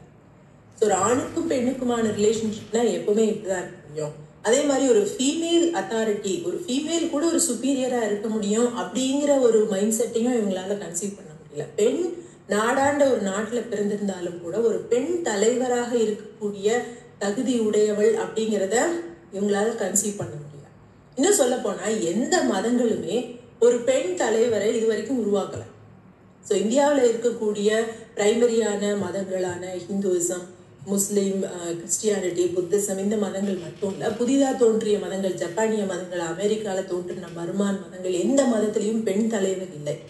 பெண்களை கடவுளாக ஏற்றுக்கொண்ட மதங்கள் கூட பெண்களை தலைவர்களாக, மடாதிபதிகளாக, மத அதிபதிகளாக ஏற்றுக்கொள்ளவில்லை. ஸோ ஒரு கடவுள்னா அவங்க பாட்டுக்கு அப்படியே சிலையா இருந்துட்டு போயிடுவாங்க, நம்ம கும்பிட்டு போயிடலாம், டைரக்டான இன்ஃப்ளூயன்ஸ் எதுவும் அவங்களுக்கு நம்ம மேலே இருக்காது. ஆனால் உயிரோட ரத்தமும் சதையுமா நடமாடிட்டு இருக்கிற ஒரு பெண்ணை ஒரு மடத்தினுடைய, ஒரு மதத்தினுடைய தலைவரை நம்ம கொண்டு வந்தா அவளுக்கு கீழே நம்ம இருக்க வேண்டியிருப்போம் அப்படிங்கிற ஃபியர் எல்லா மதத்துக்கும் இருக்கு. இந்த மதத்தோட இன்ஃப்ளூயன்ஸ் எல்லா மக்கள் மேலேயும் இருக்கு. சொல்ல போனா இந்தியாவினுடைய பிரதான மதங்கள் எல்லாமே பெண்களை ஒரு ப்ராப்பர்ட்டியா தான் சொல்லி கொடுத்துருக்கு. ஸோ ஒரு மதம் உன்னுடைய மனைவியை நீ கடவுளுடைய அடியார்களுக்கு கொடுக்கலாம், டொனேட் பண்ணலாம், வித்து கொடுக்கலாம் அப்படின்னு சொல்லுது. உன் மனைவியை வச்சு சூதாடலாம் அப்படின்னு ஒரு எபிக் சொல்லுது. இன்னொரு மதம் பாகிஸ்தான்ல பாத்தீங்கன்னா, இது மலாலாவோட புக்லயே நான் சொல்லியிருந்தேன், ஒரு பெண் கற்பழிக்கப்பட்டால் ஷரியத்லாவை பத்தி பேசும்போது அவங்க பேசியிருக்காங்க. ஒரு பெண் ரேப் செய்யப்பட்டா அந்த பெண் 5 மேல் விக்டிமை கூட்டின்னு வந்தாதான் அவளுடைய கேஸே கோர்ட்டு எடுத்துக்கும் அப்படின்னு சொல்லப்பட்ட காலமும் இருக்கு. ஆப்கானிஸ்தான்லயும் அதே தான், ஒரு இன்னைக்கும் இருக்கிற சட்டமும் அதே தான். அதே மாதிரி ஒரு பெண் உன்னுடைய மனைவி, உன்னுடைய அடிமைகள், உன்னுடைய விலங்குகள், உன்னுடைய நிலம் எல்லாமே உன்னோட ப்ராப்பர்ட்டி அப்படின்னு இன்னொரு பெரிய மதம் சொல்லுது. ஸோ அவங்க என்ன சொல்றாங்கன்னா, அடுத்தவனோட மனைவிக்கோ அடிமைகளுக்கோ பொருள்களுக்கோ நீ ஆசைப்படாத. இப்போ அடிமைத்தனம்ங்கிறது குற்றம் இல்லை, ஆனா இன்னொருத்தனோட அடிமைகளை நீ எடுத்துக்க நினைக்கிறது குற்றம் அப்படின்னு மதங்களே இதுக்கு ஒரு அங்கீகாரம் கொடுக்குது. ஸோ இந்த மதங்களோட இன்ஃப்ளூயன்ஸ்ல தான் எல்லாருமே வளர்றாங்க அப்படிங்கிறத நம்ம மறக்கக்கூடாது. அடுத்த காமனான விஷயம் காதல் அப்படிங்கிறத பத்தின இவங்களுடைய இமேஜ் எங்கிருந்து வருது, இவங்களோட ஐடியா எங்கிருந்து வருதுன்னு கேட்டீங்கன்னா மூவிஸ்ல இருந்து தான் வருது. ஸோ காதல் அப்படின்னா இவங்களுக்கும் காதல் இருந்திருக்கு, காதல் தோல்விகள் இருந்திருக்கு, கல்யாணமும் ஆயிருக்கு. ஸோ இவங்களை பொறுத்த வரைக்கும் காதல் அப்படின்னா என்னன்னு கேட்டா, ஒருத்தர் they look at each other, ஒரு ஐ லாக் பண்ணிப்பாங்க கொஞ்ச நாள். அதுக்கப்புறம் இந்த பையன் அந்த பொண்ணு பின்னாடியே சுத்துவான். அந்த பொண்ணு நல்ல பொண்ணா இருந்தா முதல்ல நோ தான் சொல்லுவா. ஆனா நீங்க அவ எஸ் சொல்ற வரைக்கும் அவ பின்னாடியே சுத்திக்கிட்டு இருந்தீங்கன்னு சொன்னா ஒரு கட்டத்துக்கு மேல அவ எஸ் சொல்லிடுவா. அதுக்கப்புறம் அவளை நம்ம கல்யாணம் பண்ணிக்கலாம் அப்படிங்கிறது தான் இவங்களுடைய அடிப்படையான புரிதல். அந்த பொண்ணு முதல்ல நோன்னு சொல்லிட்டா, ஏன் நோன்னு சொல்ற, என்னையே உனக்கு பிடிக்கல அப்படிங்கிற சரமாரியான கேள்விகளை அவங்க என்ன சொல்றது. ஸோ அவங்க நோன்னு சொல்றது என்னுடைய ஆண்மைக்கான என் ஆண்மையை அவ சேலஞ்ச் பண்றா அப்படின்னு எடுத்துக்கக்கூடிய ஒரு மனோபாவத்தை நம்ம இவங்களுக்கு கொடுத்துருக்கிறதுனால 2 விஷயம் கொடுத்துருக்கோம். ஒன்று இவங்க நீ திருப்பி ஸ்டாப் பண்ணிக்கிட்டே இருந்தா ஒரு கடத்துல எஸ் சொல்லிடுவா அப்படின்னு தான் நம்மளுடைய இவங்க நிறைய ஹிந்தி சினிமாஸ்ல இருந்து தான் எக்ஸாம்பிள்ஸ் கொடுத்துருக்காங்க. ஆனா இது இந்திய சினிமாக்கள் எல்லாத்துக்குமே பொருந்தும். தமிழ் சினிமாவும் ஒன்றும் இதுக்கு விதி விலக்கல்ல. ஸோ எவ்வளோ பெரிய ஒரு படித்த பொண்ணாக இருந்தாலும், பணக்கார பொண்ணு, தகுதி எதுவாக இருந்தாலும் ஓகே, ஸ்டாப் பண்ணிட்டே இருந்தா அந்த பொண்ணு எஸ் சொல்லிக்கணும். இல்லைன்னா என்னுடைய ஆண்மையை நீ இழிவுபடுத்திட்ட அப்படின்ற மெசேஜை இந்த பசங்களுக்கு இந்த சினிமாக்கள் கொடுக்குது. ஸோ இந்த மெசேஜ் கிடைக்கும் போது அவங்க என்ன செய்யறாங்கன்னா, they are young, they are immature, they are uneducated. இந்த மாதிரியான பசங்க அவங்க தான் வயலன்ஸுக்கு போகிறது, ஆசிட் அடிக்கிறது, செக்ஷுவல் அப்யூஸ் பண்ணுறது, இல்லை அந்த பொண்ணை பற்றி தகவல்களை பரப்புறது அப்படிங்கிற ஒரு இடத்துக்கு தள்ளிட்டு போகிறாங்க. ஸோ இதில் இந்த அப்பாஸுங்கிற பையன் சொல்கிறான், நான் அந்த பொண்ணை நான் பார்த்துட்டு இருந்தேன், நான் அவளை நிறைய பார்ப்பேன், அவளை எனக்கு பிடிக்கும், நான் பின்னாடியே 2 வருஷமாக போயிட்டு இருந்தேன், அவள் பார்த்தா திடீர்னு ஒரு நாள் சூசைட் பண்ணிக்கிட்டேன் அப்படின்னு.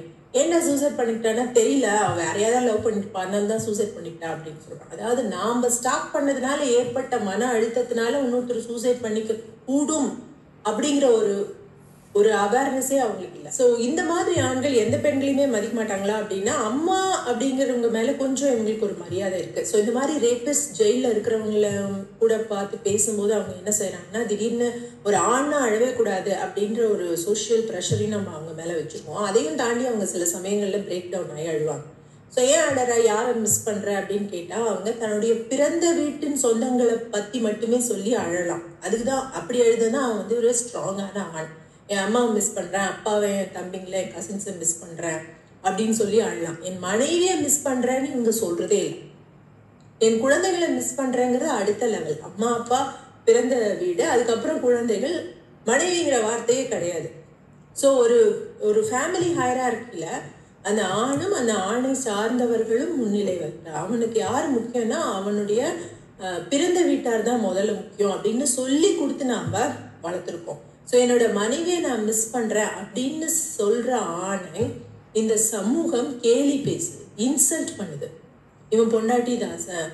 இது வந்து இந்தியாவில் மட்டும் இல்லை, இது உலகம் பூராவும் இதுக்கான வார்த்தைகள் நிறைய இருக்கு.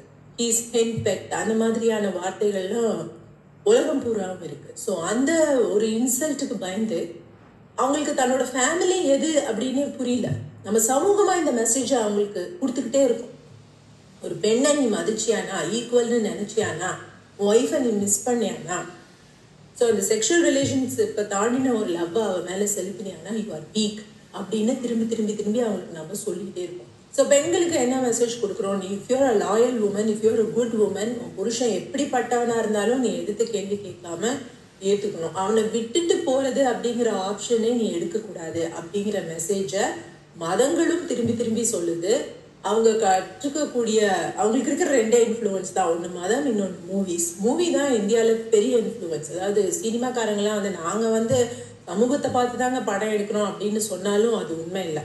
இவங்களை பார்த்து சமூகம் நிறைய விஷயங்களை கற்றுக்குது, அது அவங்களுக்கும் தெரியும். அதனால தான் கோடிக்கணக்கான ரூபாய் கொடுத்து அட்வர்டைஸ்மெண்ட்ல அவங்கள கூட்டிட்டு நடிக்க வைக்கிறாங்க.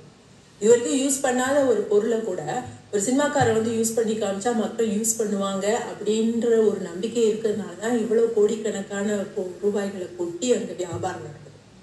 ஸோ இந்த ஆத்தர் வந்து அவங்களோட ஆராய்ச்சியில் ஹிந்தி சினிமா என்ன மாதிரியான இன்ஃப்ளூயன்சஸை இவங்க மேலே ஏற்படுத்துது இந்த ரேபிஸ் மேலே அப்படிங்கிறத ரொம்ப எடுத்து டீப்பாக அனலைஸ் பண்ணி மூவிஸ் பற்றி அந்த கேரக்டர் பற்றிலாம் நிறைய பேசியிருக்காங்க. ஸோ எனக்கு ஹிந்தி சினிமாவும் அந்த நடிகர்களும் பரிச்சயம் இல்லாதனால என்னால் அதை முழுமையாக கொடுக்க முடியல. ஆனால் ஒரு விஷயம் என்னன்னா, தமிழ் சினிமாவும் இதுலேருந்து கொஞ்சம் கூட வேறுபட்டது.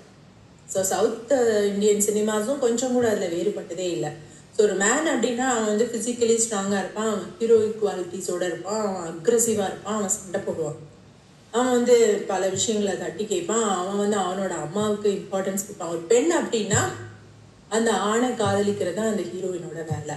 இப்படியாக தான் நம்மளுடைய சினிமாக்கள் வடிவமைக்கப்பட்டிருக்குது. ஸோ ஒரு காலேஜ் காரிடாரில் ஈவ் டீசிங் பண்ணுறது, அந்த பெண்களுடைய உடலை பற்றி பாட்டு பாடுறது, அல்லது இன்னொரு ஆணை வந்து ஒரு வீக்காக இருக்கிற ஆணை வந்து பாடி ஷேப் பண்ணி பாட்டு பாடுறது, இதெல்லாம் ஒரு க்ளோரிஃபை பண்ணி காட்டக்கூடிய ஒரு தளமாக தான் நம்மளுடைய படங்கள் இருக்குது. ஸோ இப்போ நான் ஒரு 2-3 நாள் கூட முன்னாடி கூட ஒரு படம் பார்த்துட்டு இருந்தேன். திருவிளையாடல்னு ஒரு படத்தில் பார்த்தா அவர் அதை தான் சொல்கிறார், ஒரு கணவனுக்கு மனைவி கட்டுப்பட்டவள் என்பதை காட்டவே யாம் இந்த நாடகத்தை நடத்தினோம் அப்படின்னு.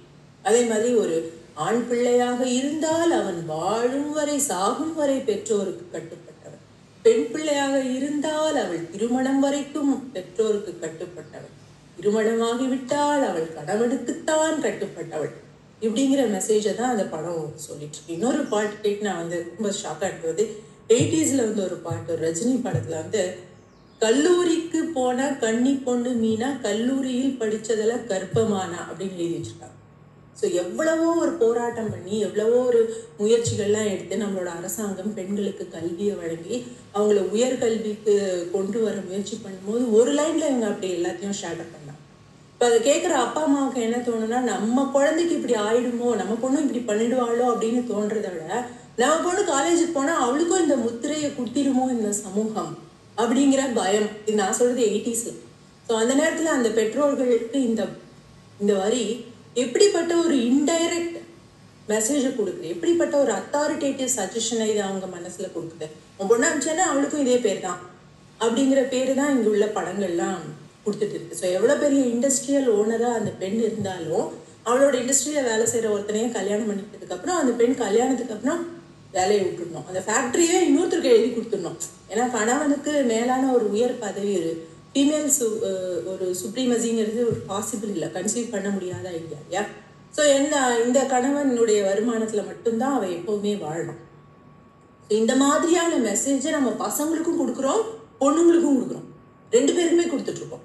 அதுதான் இந்த மூவிஸ்ல இருந்து அவங்க சொல்ற இன்னொரு முக்கியமான விஷயம். அவங்க இன்னொரு படம் கூட சொல்லியிருந்தாங்க, அதில் வந்து அந்த ஆண் வந்து தப்பு பண்ணிட்டு போயிடும். ஸோ ஆண் தப்பு பண்ணா கூட அந்த பெண் வந்து விவாகரத்துங்கிற முடிவை எடுக்கக்கூடாது. ஏன்னா அவ வந்து ஒரு நல்ல பெண்ணுன்னா ஒரு குடும்பத்தை காப்பாற்றக்கூடியவளாக தான் இருக்கணும் அப்படின்னு சொல்லிட்டு அவ போய் கோர்ட்ல கேஸ் போட்டுட்டு அதுக்கப்புறம் திருப்பியும் அந்த ஆண் வந்துட்டு திரும்பி வந்துடுறாங்க. இவங்க விவாகரத்து வேணான்னு முடிவு எடுத்ததுக்கு அப்புறம் இவ போய் அவனோட காலில் விழுந்து மன்னிப்பு கேட்கறா, தப்பு பண்ணது அவனா இருந்தாலும். ஸோ இப்படிப்பட்ட விஷயங்களை தான் இந்த ஹிந்தி மூவிஸ் ப்ரமோட் பண்ணுதுன்னு அவங்க சொல்றாங்க. ஸோ தமிழ் மூவிஸ்லயும் இதுக்கு கொஞ்சம் கூட சளைச்சதில்லை. இதுக்கு முன்னாடி இன்னொரு விஷயம் நான் கேள்விப்பட்டேன். அதாவது அந்த காலங்களில் வந்து நியூஸ் பேப்பர்ல நியூஸ் வரும்போது ஒரு கணவன் வந்து மனைவியை கொண்டுட்டான் அப்படின்னு சொன்னா அவர் அவளை கொன்றார் அப்படின்னு தான் நியூஸ் போடுவாங்க. கொலை பண்ணாலும் அவர் வந்து அவரு, இந்தம்மா வந்து அவள். ஸோ இந்த மாதிரியான ஒரு சொசைட்டில இருந்து தான் நம்ம கொஞ்சம் கொஞ்சமா மேலேறி வந்துட்டு இருக்கோம். ஸோ அதனால தான் இந்த டிஸ்கஷன்ஸ் எல்லாம் தேவைப்படுது, அடுத்த கட்டத்துக்கு நகர்வது. ஸோ பொதுவாக அந்த சினிமாக்கள் கொடுக்குற மெசேஜ் என்னன்னா, கல்யாணத்துக்கு அப்புறம் அவளோட பிளேஸ் இஸ் இந்த கிச்சன் அப்படிங்கிறது இன்னொரு ஒரு சட்டில் மெசேஜ். அதை வந்து நம்மளுடைய படங்கள் வந்து கொடுத்துட்டே இருக்கும். ஸோ இந்திய குழந்தைகளினுடைய மனதில் இந்த படங்கள் வந்து பெரிய பெரிய தாக்கத்தை ஏற்படுத்துது. ஸோ அந்த பெண்ணுங்களுக்கு என்ன தாக்கத்தை ஏற்படுத்துதுன்னு சொன்னால், இந்த மெசேஜ் வந்து அவங்களுக்கு ஒரு பயத்தை ஏற்படுத்துது. ஸோ நானால என்னுடைய உடல் தான், என்னோட உடலை ஒருத்தர் தொட்டுட்டான் அப்படின்னு சொன்னால் என்னுடைய மானமே போச்சு அப்படின்ற மெசேஜை நம்ம அவங்களுக்கு கொடுக்கறதுனால 91% ரேப் கேஸ்கள் பதிவு செய்யப்படுவதே இல்லை. அவங்க வெளியில வந்து சொல்றதே இல்லை. நீங்க மேரிட்டல் ரேப்பையும் இன்க்ளூட் பண்ணீங்கன்னா 91% ஆஃப் கேசஸ் வெளியில வரதே இல்லை. மேரிட்டல் ரேப்பை இன்க்ளூட் பண்ணல அப்படின்னா 85% ஆஃப் த கேசஸ் வெளியில வர்றதே இல்லை. ஸோ இவங்க அதுக்காக 70 பெண்களையும், ரேப் செய்யப்பட்ட பெண்களையும் இவங்க ரொம்ப டீப்பாக போய் இன்டர்வியூ பண்ணி ஆராய்ச்சி பண்ணியிருக்காங்க, அவங்களுடைய கருத்துக்களையும் கேட்டு. ஸோ அதில் வந்து இந்த ஸ்ட்ரேஞ்சர் டேஞ்சரில் மாட்டினவங்க ஒரு குறிப்பிட்ட சதவீதமான பேர் தான். ஸோ பெரும்பாலான பேர் வந்து அவங்களோட வீட்டில் அவங்களோட சொந்தக்காரங்களால, அவங்களுடைய கணவருடைய சொந்தக்காரங்களால பலாத்காரம் செய்யப்பட்டவர்கள். ஸோ அடுத்தது இங்கே ஆராய்ச்சிக்காக எடுத்துட்டு இருக்கிற அந்த ரெஸ்ட் ஆஃப் த சப்ஜெக்ட்ஸ் பார்த்தீங்கன்னா, ஹை கிளாஸ் சொசைட்டி அப்படின்னு சொல்லக்கூடிய எக்கனாமிக்கலி பேக்ரவுண்ட்லேருந்து, வெல்தி பேக்ரவுண்ட்லேருந்து வரவங்க, அவங்களுக்கு பொலிட்டிக்கல் பவர் இருக்கு, அந்த ஊர்ல அவங்களுக்கு ஒரு மரியாதை இருக்கு. ஸோ அந்த மாதிரியான பேக்ரவுண்ட்ல இருந்து வரவங்க, ஜாதிய கட்டமைப்புல அவங்க உயர்தட்டு மக்கள் அப்படின்னு சொல்லக்கூடிய இடத்துல இருக்கிறவங்க. ஸோ இவங்களையும் அவங்க வந்து தங்களோட சப்ஜெக்ட்ஸ்க்காக எடுத்துருக்காங்க. நான் ஏற்கனவே சொன்ன மாதிரி ரேபிஸ்ட்ல வந்து இந்து, முஸ்லீம், கிறிஸ்டியன், மர்மான், ஜப்பான்காரன், புத்திஸ்ட், சைனாக்காரன், ஏழை, பணக்காரன், என்ன சொல்றது, அரசியல் பலம் இருக்கிறவன், இல்லாதவன், ஏழைனா நல்லவனா இருப்பான், இதெல்லாம் எந்த இதுவுமே எல்லா கேட்டகரியிலையும் இவங்க இருக்கிறாங்க. அதனால எல்லா கேட்டகரி ஆட்களையும் நாம படிக்க வேண்டியதா இருக்கு. ஸோ இவங்க இந்த அப்பர் கிளாஸ், இந்த so called upper class people, அவங்ககிட்டயும் என்ன காமன் அப்படின்னு பார்த்தீங்கன்னா, அங்கே நிறைய பணம் இருக்கு, வசதி இருக்கு, சில சமயங்கள்ல ஊருக்குள்ள அதிகாரம் இருக்கு, ஜாதி ரீதியாகவும் அவங்களுக்கு ஒரு மேல்தட்டு ஜாதின்னு அவங்க சொல்லப்படுறாங்க. ஆனா அங்கேயும் இருக்கிற காமனான விஷயம் என்னன்னு பாத்தீங்கன்னா, வீட்டுக்குள்ள டிமார்கேஷன்ஸ் இருக்கு. அப்பா அம்மாவை மரியாதையை நடத்த மாட்டாரு, அதை இந்த பசங்க பார்த்து வளர்வாங்க. ஸோ அந்த பெரிய வீடுகள்லையுமே பொண்ணுக்கு ஒரு role, gender role, defined role, ஆணுக்கு ஒரு ரோல் அப்படின்னு கொடுக்கப்பட்டிருக்கு. அந்த பெண்கள் படிக்கிறதுக்கு அனுமதிக்கப்படுறாங்க, வேலைக்கு போறது கூட அனுமதிக்கப்படுவாங்க. ஆனா கணவருடைய அனுமதியோட தான் அவங்க வந்து வேலைக்கு போக முடியும். அவங்க வேலையை விட்டுடுன்னு சொன்னா விட்டுடணும். அந்த மாதிரியான ஒரு ரோல் இருக்கு. அவங்களுடைய பணத்தை அவங்க ஆளக்கூடிய உரிமை அந்த வீடுகள்ல அந்த பெண்களுக்கு இல்லை. இதையெல்லாம் அந்த பையன் பார்த்து வளர்றான். அங்கேயும் பாத்தீங்கன்னா, அந்த அப்பாக்கள் தன்னுடைய மனைவியை இன்சல்ட் பண்ணக்கூடியவங்களா, குழந்தைங்களை இன்சல்ட் பண்ணக்கூடியவங்களா, குழந்தைங்களுடைய மனைவியினுடைய தனித்திறமையை மதிக்காதவங்களா இருக்கிறாங்க. சில சமயங்கள்ல அம்மாக்களும் இருக்கிறாங்க. அதாவது படின்னு ப்ரெஷர் பண்றது, படின்னு சொல்றது நல்ல விஷயம் தான் அப்படிங்கிறது ஒரு பக்கம் இருந்தாலும், அந்த குழந்தையோட செல்ஃப் இன்ட்ரெஸ்ட்டை வந்து எடுத்துக்காம அவன் ஒரு 2 மார்க் கம்மியாக வாங்கிட்டா கூட அவனை ரொம்ப இன்சல்ட் பண்ணி அவனை அடிச்சு அவனை யூஸ்லெஸ் பர்சன் அப்படின்னு உணர வைக்கு. ஸோ இது வந்து அக்ராஸ் த போர்டு எல்லா இடத்துலையும் இருக்கு. ஸோ அந்த மாதிரி அபியூஸுக்கு ஆளான குழந்தைகள் எல்லாருமே அபியூசராக ஆயிடுறது இல்லை. ஸோ அந்த அபியூஸுக்கு ஆளான குழந்தைகள்ல பெரும்பாலானவங்க தன்னை இன்ட்ரோஸ்பெக்ட் பண்ணிட்டு தன்னை சரி பண்ணிட்டு இந்த சமூகத்துல இந்த மாதிரி அபியூஸ் நடக்காம இருக்கிறதுக்கு என்ன பண்ணணுமோ அதுக்கு எதிரான ஆள ஒரு ஆக்டிவிஸ்டா நான் எழுந்து நிற்பேன் அப்படின்னு வர்றவங்களும் எக்கச்சக்கமான பேர் இருக்கிறாங்க. ஆனா இந்த மாதிரி அபியூஸுக்கு ஆளானவங்களால வெளியில வர முடியாம அதுலயே தவிக்கிறவங்களும் எக்கச்சக்கமான பேர் இருக்கிறாங்க. ஸோ இது எப்படின்னா நம்மளுக்கு ஒரு எக்ஸாம்பிள் வேணும். இப்போ எனக்கு ஒரு எக்ஸாம்பிளே இல்லை என்னோட எமோஷன்ஸை எப்படி ரெகுலேட் பண்ணிக்கிறதுக்கு, என்னோட லவ்வை எப்படி எக்ஸ்பிரஸ் பண்ணுறதுங்கிறதுக்குன்னு எனக்கு ஒரு எக்ஸாம்பிளே இல்லாமல் வளர்ந்துருக்கேன் அப்படின்னா நானாவே வளர்ந்து அதை இன்ட்ரோஸ்பெக்ட் பண்ணி கற்றுக்க முடியுமானா முடியும். இப்போ பள்ளிக்கூடமே போகாமல் ஒருத்தர் படிக்க முடியுமா, கற்றுக்க முடியுமானா முடியும். ஆனால் அது எவ்வளோ கஷ்டமோ அவ்வளோ கஷ்டமானது தான் இது. ஸோ அகெயின் நான் சொல்கிறேன், இது அவங்களுக்கு வந்து ஒரு வக்காலத்தை வாங்குறதுக்கான ஒரு ஸ்டேட்மெண்ட் கிடையாது. ஆனால் இதுலேருந்து நம்ம தெரிஞ்சுக்க வேண்டிய விஷயம் என்னென்னா, ஒரு குழந்தைக்கு அந்த குழந்தை பருவத்திலையும் டீனேஜ் பருவத்திலையும் அந்த பேரண்டல் கேர் அப்படிங்கிறது ரொம்ப ரொம்ப முக்கியம். ஸோ ஒரு ஈக்குவாலிட்டி இருக்கிற ஒரு ஹவுஸ் ஹோல்டில் ஒரு பெண்ணை மதிக்கக்கூடிய ஒரு பெண்ணையும் அல்லது மற்றவர்களையும் அந்த சமூகத்தினுடைய கீழ்ப்படியில் இருக்கிறவங்களையும் ஒரு தாழ்த்தி பேசாத ஒரு தனக்கு ஈக்குவலாக எல்லாரையும் மனிதத்தன்மையோடு நடத்தக்கூடிய ரோல் மாடல்களை பார்த்து வளர்கின்ற குழந்தைகள், அது அப்பா அம்மாவாக இருக்கலாம், டீச்சராக இருக்கலாம், அவங்க படிக்கிற புக்ஸாக இருக்கலாம், அவங்களோட சமூகத்தில் இருக்கிற ஒரு தலைவராக இருக்கலாம், அந்த மாதிரியான ரோல் மாடல்ஸை பார்த்து வளரக்கூடிய குழந்தைகளுக்கும் அந்த ரோல் மாடல் கிடைக்காத குழந்தைங்களுக்கும் பெரிய வித்தியாசம். ஸோ அப்போ அது ஒரு அட்வான்டேஜாங்க. அவங்களுக்கு கிடைக்கலன்னா அவங்க மற்றவங்களை அப்யூஸ் பண்ணுவாங்கன்னா கண்டிப்பாக அவங்க பண்ணக்கூடாது. ஸோ அந்த கேட்டகரியில் இருக்கக்கூடிய ஆட்களாக யாராவது இந்த வீடியோ பார்த்தா கூட நமக்கு அது ஒன்று நடந்திருந்தா கூட it's not an excuse.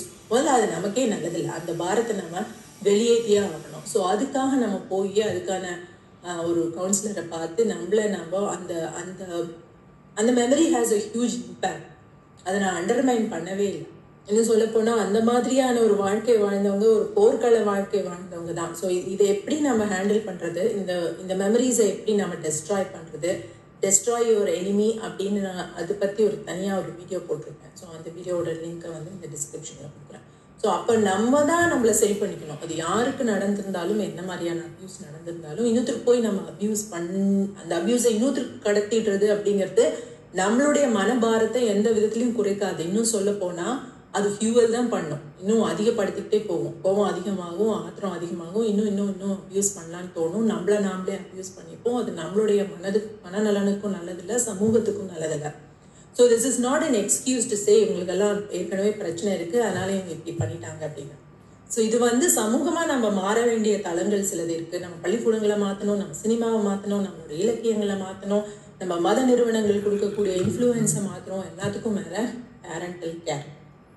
So ஒரு குழந்தைக்கு பேரண்டல் கேர் அந்த இளைய ஏஜில் கிடைக்கிறதுக்கு நம்ம நாட்டில் பிறக்கிற ஒவ்வொரு குழந்தைக்கும் அது கிடைக்கிறதுக்கு ஒரு சமூகமாக அரசாங்கமும் சேர்ந்து என்ன முயற்சி எடுக்கணும் அப்படிங்கிறத பற்றி நம்ம யோசிக்கணும்.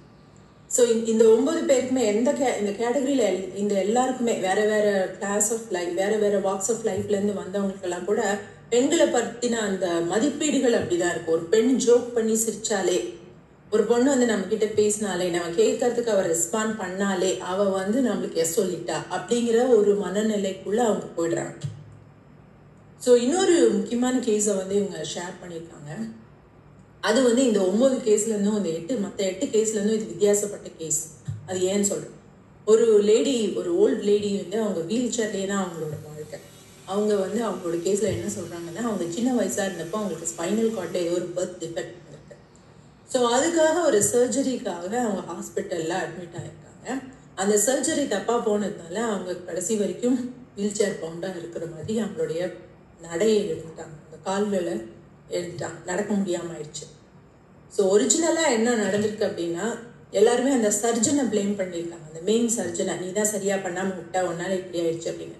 உண்மை என்னன்னா அந்த சர்ஜரி நடந்து அவங்க அனஸ்தீஷியால மயக்க நிலையில இருக்கும் பொழுது அந்த ஹாஸ்பிட்டல்ல இருந்து இன்னொரு யங் டாக்டர் வந்து இவங்கள ரேப் பண்ணியிருக்காங்க. ஸோ அந்த நேரத்தில் இவங்களுக்கு அது தெரியுது அந்த ஆள் தான் பண்ணுறான்னு, இவங்களால வந்து தடுக்க முடியல. Because she is also she is intoxicated basically under the influence of drugs. And அதுக்கப்புறமே இவங்க அதை வெளியில் சொல்லலை. அந்த அளவுக்கு இவங்க ஒரு பயத்துலேயும் அவமானத்துலேயும் இருந்திருக்கு. ஸோ இதில் ஆச்சரியம் என்னன்னா, அந்த ஆச்சரியம் இல்லை, அந்த ஆளையை வந்துட்டு திருப்பியும் வந்து அந்த குழந்தைக்கு அடுத்த நாள் ஆறுதல் சொல்ல வந்திருக்காங்க. இதை வந்து இவங்க யார்கிட்டையுமே சொன்னதில்லை, அவங்க பேரண்ட்ஸ் கிட்டையும் சொல்லலை. இதில் இந்த ஆத்தர் கிட்ட தான் இவங்க முதல்ல பகிர்ந்துருக்காங்க. ஸோ இந்த ஆள் மற்ற அந்த 9 பேர்ல இருந்தும் வேறுபட்டவன். எப்படி வேறுபட்டவன்னா, இவன் ஒரு சோஷியோபேத், சைக்கோபேத். அதாவது தான் பண்ணக்கூடிய செயல் இந்த பொண்ணை லைஃப் லாங் ஒரு அவளோட வாழ்க்கையவே பறிச்சிடும், அவளோட வந்து ஒரு ஊனமாக்கிடும், அவளை வீல் சேர்ல கொண்டு தள்ளிடும்னு எனக்கு நல்லாவே தெரியும். Is a trained doctor. அவள் வந்து அந்த அவளுடைய அந்த சர்ஜரி பண்ண இடத்துலேருந்து ரத்தம் அப்படியே ஓடிட்டு இருக்கு அவளை ரேப் பண்ணியிருக்கான் அப்படின்னு சொன்னான். அவன் ஒரு சைக்கோபேத் ஆர் சோஷியோபேத். ஸோ இந்த மாதிரியான ஆட்கள் இன்னொருத்தரோட வலியை பார்த்து சந்தோஷப்படுறவங்க. இந்த சோஷியோபேத்தும் இந்த ரேபிஸ்ட் கேட்டகரியில இருக்கிறாங்க. இந்த சோஷியோபேத்ஸை ஐடென்டிஃபை பண்ணுறது அப்படிங்கிறது ஒரு ஹோல் அனதர் சப்ஜெக்ட். ஸோ ஒரு சோஷியோபேத்தை எப்படி ஐடென்டிஃபை பண்ணுறது, அவங்ககிட்ட இருந்து நம்மளை எப்படி தற்காத்துக்கிறது அப்படிங்கிறத பற்றி நான் தனியாக 2 வீடியோ பண்ணுறேன். ஸோ அதுதான் சரியாக இருக்கும். ஸோ சோஷியோபேத், சைக்கோபேத்ஸுங்கிறவங்க ஒரு தனி கேட்டகரி. நாம் சொல்கிறது இப்போ நார்மலாக பிறந்து சமூகத்தினுடைய இன்ஃப்ளூயன்ஸால் இந்த மாதிரியான நிலைக்கு தள்ளப்படாமல் நம்மளுடைய குழந்தைகளை பாதுகாக்கிறதுக்கு, நம்ம ஒரு ஆரோக்கியமான சமூகமாக மாறுறதுக்கு நம்ம என்னெல்லாம் பண்ணணும் அப்படிங்கிறது. ஸோ இதோட கிரேட்டர் இம்பேக்ட் என்னன்னா, பெண் பிறப்பு விகிதமே நம்ம நாட்டில் குறைஞ்சிட்டே வருது. ஸோ ஒரு 10 வருஷத்துக்கு முன்னாடி 1000 ஆண்களுக்கு 949 பெண்கள் இருந்தாங்க. அதுக்கப்புறம் நடத்தப்பட்ட சர்வேல 919 பெண்கள் தான் இருக்கிறாங்க 1000 ஆண்களுக்கு. ஸோ என்னதான் வந்து இந்த ஜெண்டர் செலக்டிவ் அபார்ஷனை அரசாங்கம் தடை பண்ணியிருந்தாலும் அது நடந்துட்டு தான் இருக்கு. அடுத்த விஷயம், அந்த பெண் குழந்தைக்கு வந்து ஒரு சரியான ஊட்டச்சத்து கொடுக்கறதில்ல ஆண் குழந்தைகளோட கம்பேர் பண்ணி. ஸோ பெண் குழந்தைகளுடைய இறப்பு சதவிகிதம் அதிகமாக இருக்கு. அதே மாதிரி ஒரு அம்மா ஆண் குழந்தை பெற்றா அவளுக்கு 45 நாள் ரெஸ்ட் அந்த குழந்தைக்கு பால் கொடுக்கறது. இது வந்து அந்த திப்புவோட அம்மா சொன்னது. அகைன் இதுவே தான் தமிழ்நாட்டிலையும் இருக்கா அப்படின்னா கண்டிப்பாக இது குறைஞ்சிருக்கு. ஆனால் ஒரு பெண் குழந்தை பெற்ற அம்மாவுக்கு 15 நாள் தான் ரெஸ்ட். ஸோ ஒரு கணவன் எப்படிப்பட்டவனாக இருந்தாலும் அவன்தான் அந்த குடும்பத்தினுடைய தலைவன். ஸோ இது வந்து திடீர்னு இப்போதான் நடந்துச்சா? ஹிஸ்டாரிக்கலி முன்னாடிலாம் நாம் எப்படி இருந்தோம் பார்த்தீங்கன்னா, முன்னாடிலாம் இதோட மோசமாக இருக்கும். ஸோ ஒரு ஆணுடைய ஒரு வெற்றி பெற்ற ஆண்கிறது அவன் எத்தனை ஃபீமேலை கலெக்ட் பண்ணியிருக்கான், பாலிகேமி வாஸ் அலவுடு. ஸோ எத்தனை பெண்களை அவன் கலெக்ட் பண்ணியிருக்கான், எத்தனை பெண்களை வச்சு பராமரிக்க அவனால் முடியுங்கிறதெல்லாம் ஒரு ஆண்மையின் சின்னமாக பார்க்கப்பட்ட ஒரு காலகட்டம்லாம் இருந்துச்சு. அதுலேருந்து நம்ம இப்போ சட்டப்படி மோனோகேமி அப்படிங்கிறதுக்குள்ள வந்து மோனோகேமி தான் சரி அப்படிங்கிற ஒரு மனோபாவத்துக்குள்ளேயும் வந்திருக்கும். ஸோ இந்த இடத்துலேருந்து நம்ம அடுத்த ஸ்டெப்புக்கு போக முடியும். அதுக்கான ஒரு எஜுகேஷன், அதுக்கான ஒரு அவேர்னஸை நம்ம மக்கள்கிட்ட கொண்டு சேர்க்கணும். ஸோ அதே மாதிரி ஹிஸ்டாரிக்கலி சைல்டு அபியூஸ் வந்து சரியான தப்பான விஷயமே யாருமே பார்க்கல. இப்போ நம்ம அதை தப்பான விஷயமா பார்க்குறோம்.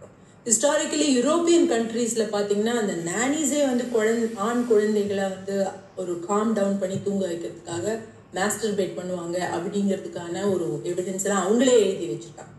ஸோ இப்போ நம்ம அது சம்மந்தமான பார்வைகள் எல்லாம் மாற்றிட்டு வந்துட்டு இருக்கோம்.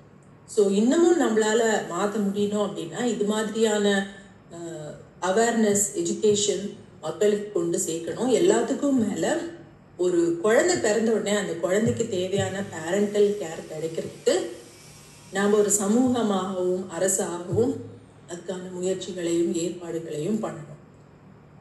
ஸோ இந்த வீடியோ ரொம்ப ஒரு மீனிங்ஃபுல், யூஸ்ஃபுல் வீடியோன்னு நான் நினைக்கிறேன். உங்களுக்கு பிடிச்சிருந்ததுன்னா அதை லைக் பண்ணுங்கள், மற்றவங்க கூடயும் ஷேர் பண்ணுங்கள்.